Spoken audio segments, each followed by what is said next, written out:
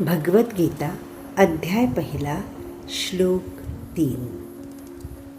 पश्येतां पाण्डुपुत्राणाम् आचार्य महती च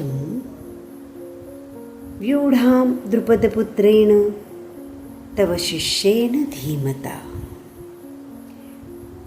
द्रोणाचार्य हे कौरव व पांडवांचे गुरु व आचार्य। युद्धासाठी त्यांना प्रथम कौरवांच्या सेनेसाठी सेनापती नेमण्यात आले होते।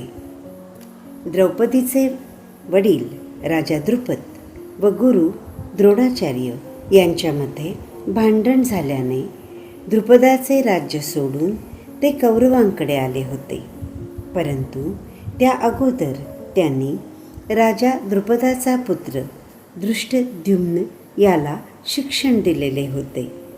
तो अत्यंत दुर्योधनाने गुरु द्रोणाचार्यांना पांडवांच्या सेनेचे सेनापती धृष्टद्युम्न याने केलेल्या कामाचे कौतुकच सांगितले आहे आणि बेमालूमपणे त्यांना शत्रू पांडवांशी लढताना त्यांच्या शिष्यांबद्दल जागृतही केले आहे।